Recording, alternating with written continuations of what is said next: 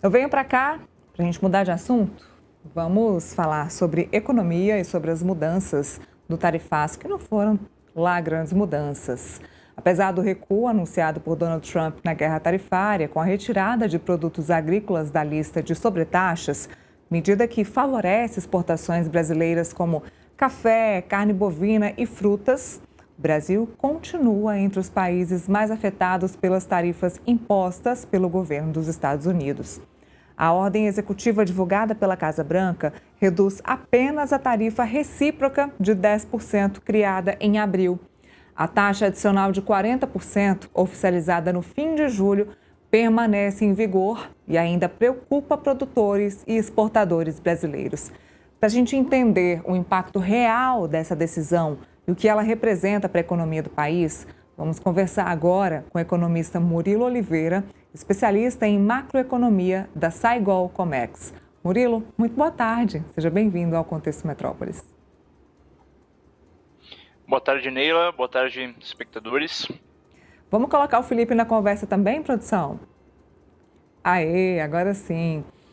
Vamos lá, Murilo. Muito se esperava das conversas entre Marco Rubio e Mauro Vieira na semana passada. Falamos sobre essas conversas. Aconteceu o primeiro encontro no Canadá, no dia seguinte houve o segundo encontro nos Estados Unidos. Esperávamos que houvesse um resultado um pouco melhor no quesito tarifaço aqui para o Brasil. Houve apenas aí a retirada da taxa de reciprocidade, ou seja, 10% para alguns setores específicos da economia. A gente ainda pode ter esperança de retirada dessa sobretaxa ou podemos nos dar por satisfeitos com esses 10%? Perfeito, Neila. Eu entendo que ainda há, sim, um caminho para efetivamente a gente conseguir reduzir tarifa. Né? E aqui, por exemplo, nós tivemos o caso da União Europeia, e que mostra bem como que é a negociação do Donald Trump nessa questão de tarifas, né? Então, primeiro, o Donald Trump, ele eleva as tarifas no máximo para ver até a contraparte vir para a mesa, abrir mão e fazer negócio efetivamente para chegar pelo menos no meio termo. Foi o que aconteceu com a União Europeia, né, que foi possível reduzir as tarifas ali literalmente para o meio termo, para o meio do caminho em que o Trump havia inicialmente colocado. Né? Então acredito que pode haver algo nessa linha aqui. Esse início de negociação foi um sinal aí dos Estados Unidos de que ele consegue efetivamente mostrar alguma redução de tarifa. No início, nós tivemos um posicionamento na negociação que foi muito firme. Eu acredito que isso poderia ter sido melhor, nós poderíamos ter ido de início já para a mesa, para a negociação, já aberto essa porta ali para uma redução de tarifa, mas ainda há um caminho, né? Nós podemos ainda realizar uma melhora aí desse nível de tarifas e que passa, ao meu ver, por dois pontos principais, que é o que o Donald Trump ele tem trazido nos seus posicionamentos. Um deles é a questão da aproximação do Brasil à moeda única do BRICS. Acho que esse é um ponto que o Donald Trump ele comentou sempre de forma muito superficial, mas no último mês, sobretudo, ele tem falado mais sobre essa questão do BRICS como uma ameaça ao dólar americano, foram as palavras que o Donald Trump usou no seu comentário. Saiu notícia também de que o Trump ele quer que o Brasil ele se afaste desse plano de ter uma moeda única do BRICS, então acredito que passa por esse ponto, de ter uma sinalização de que o governo brasileiro não vai seguir para essa linha de ter moeda única do BRICS. Esse é o posicionamento ali que o Donald Trump ele tem adotado de uma forma mais direcionada. E também tem a questão das terras raras. Né? Esse tem sido um ponto que foi comentado pelo chanceler Mauro Vieira ao final da primeira negociação, da primeira conversa ali com o Marco Rubio, o secretário do Estado americano. Então, tem sido muito enfocado nessa questão de terras raras, lembrando que o Brasil hoje ele é o segundo maior detentor de terras raras, ficando apenas atrás da China, e que a China tem restringido exportações de terras raras aos Estados Unidos, embora tenha havido agora alguma melhora aí nessa restrição depois das últimas negociações dos Estados Unidos e China, ainda há restrições. Então essa questão de terras raras ainda é um ponto imprescindível. Então, acredito que passa por esses dois pontos, tanto terras raras quanto a moeda do BRICS. Né? Então, acho que esses são dois pontos que muito provavelmente estão ali na pauta das negociações para que esse nível de tarifa seja efetivamente melhorado. Eu quero colocar o Felipe na nossa conversa. Felipe, houve análises que disseram que Donald Trump só mexeu nessa questão da tarifa da reciprocidade, só tirou a tarifa da reciprocidade, que são esses 10%, porque de fato isso estava atrapalhando o país dele, isso de fato estava atrapalhando dentro dos Estados Unidos, o valor do café, a carne, laranja. Nem sei se a laranja entrou nesse pacote, mas o café e a carne com certeza. Mas que ele só acabou, claro, retirando essa tarifa porque estava atrapalhando o mercado dos Estados Unidos, o mercado norte-americano. Ou seja, a conversa do Mauro Vieira não teria adiantado de nada, foi mesmo por conta das reclamações internas. Então, problema interno resolvido. Vamos resolver, vamos deixar a casa resolvida primeiro. Será que foi por esse caminho? Certamente, Ila, certamente. A decisão do Trump de tirar as tarifas da reciprocidade, os 10%, né, aconteceu antes da reunião com o Mauro Vieira, né? E é bom lembrar, né, que isso foi feito por conta exatamente de problemas da política interna, economia interna dos Estados Unidos. Quando você vê, por exemplo, e geopoliticamente sabe que o café, falando especificamente do café, vem da Colômbia, do Brasil, do Vietnã, né? E essas tarifas, né, de certa forma, aumenta o preço do café nos Estados Unidos, empurrando a inflação, né?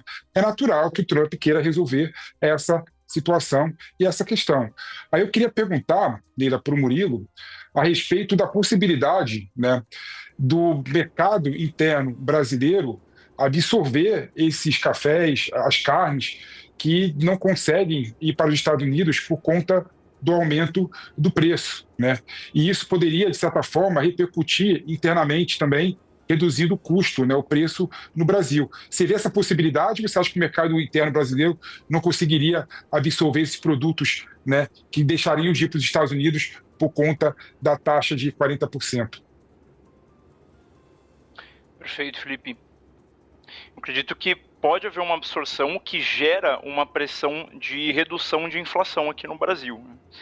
Então, hoje, isso pode auxiliar, né, junto a uma política monetária do Brasil que já é restritiva, né, nós estamos com um juro, recentemente também foi mantido a 15%, com pronunciamento ali no comunicado do Banco Central, falando que o nível de inflação ainda está acima da meta, precisa convergir, ou seja, a gente ainda está num nível de inflação alto, isso pode ajudar ali a ter alguma retração na inflação.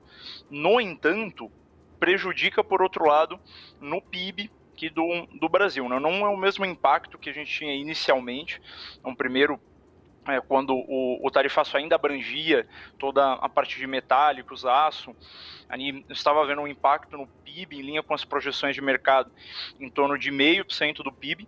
Agora esse impacto é reduzido, mas ainda vejo um impacto projeto em torno de 0,1 a 0,15% do PIB.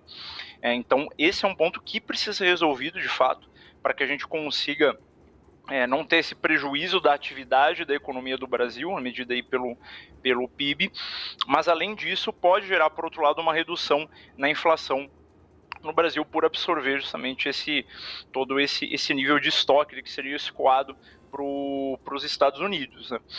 E ao mesmo tempo você comentou um ponto imprescindível que é de fato a pressão lá nos Estados Unidos, né? Porque ao mesmo tempo que aqui no Brasil, como eu comentei, nós temos esse nível de inflação que ainda está acima da meta e que ainda precisa ser ancorada, nos Estados Unidos também existe esse mesmo discurso, até nos pronunciamentos e no último pronunciamento do Jerome Powell, que é o presidente do Banco Central lá nos Estados Unidos, que é o Fed, Federal Reserve, e ele comenta justamente isso, a inflação ainda está acima da meta, ou seja, ainda há uma pressão inflacionária e está muito incerto o impacto das tarifas para a inflação nos Estados Unidos. E eles têm visto no Fed uma pressão inflacionária por conta de tarifas. Então, sim, há uma pressão interna nos Estados Unidos, mas eu acredito que pode, portanto, haver essa redução de tarifas ainda maior com o Brasil, pelo menos chegar no meio termo nas negociações, a depender também desses dois pontos principais que têm sido trazidos tanto pelo Trump quanto pelo Rubio, tanto a questão de terras raras quanto a questão de moeda do BRICS. Bom, sobre mercado externo, a busca de mercados externos que não sejam os Estados Unidos. Seria esse o momento de o Brasil conquistar novos parceiros comerciais? Eu não sei como é que estão os mercados. A gente está falando muito sobre agronegócio, né? Falamos aí sobre carne, café, laranja.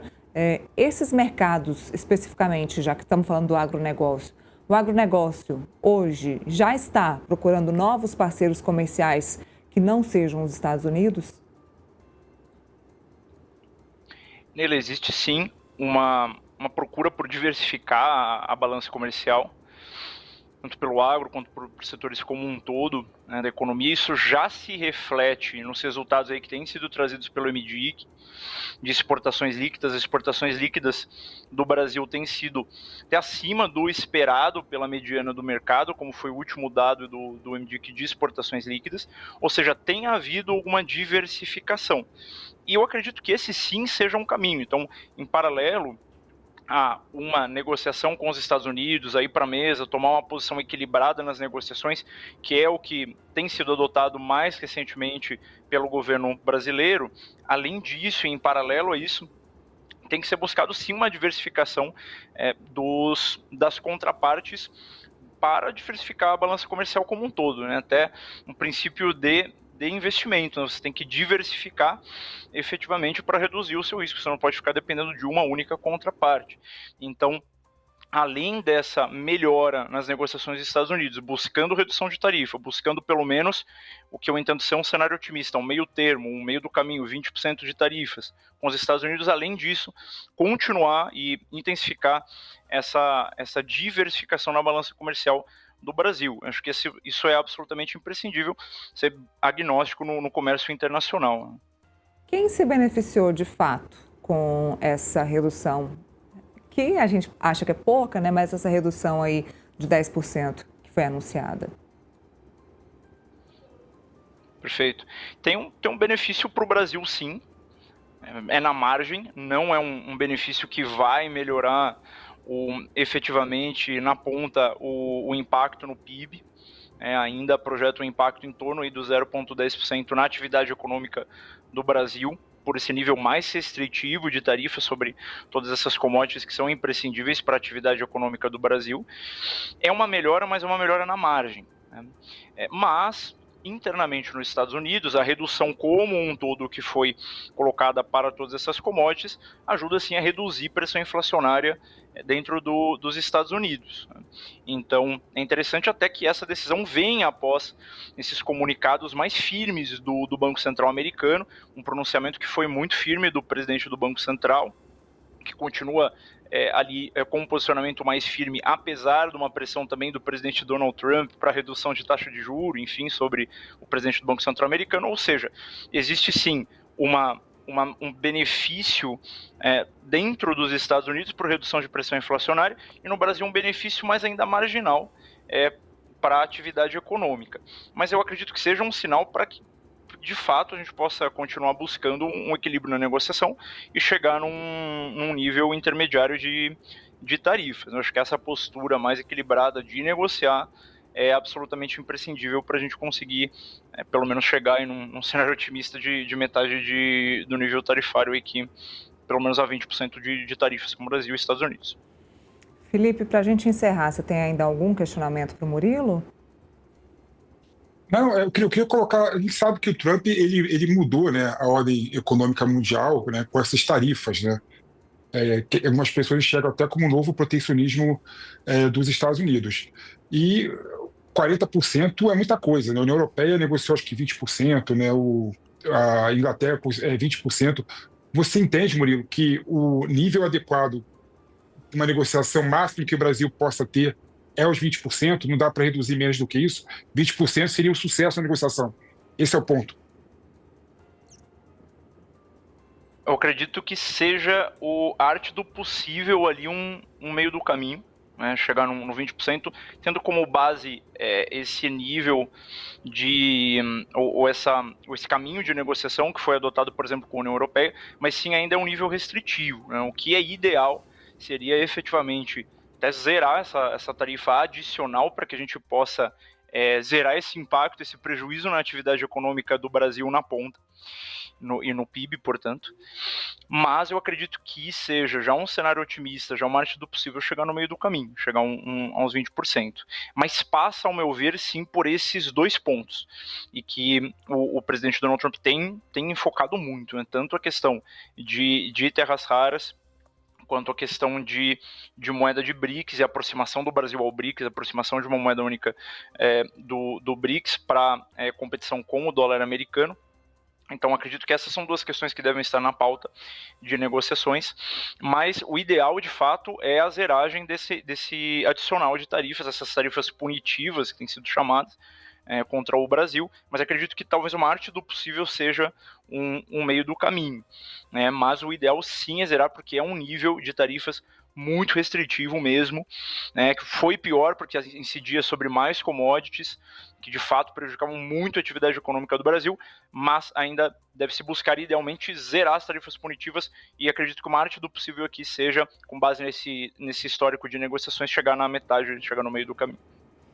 Muito bem, Murilo, obrigada. Obrigada pelas análises, pelas explicações aqui para mim, para o Felipe, para a nossa audiência. Te espero numa próxima. Obrigada.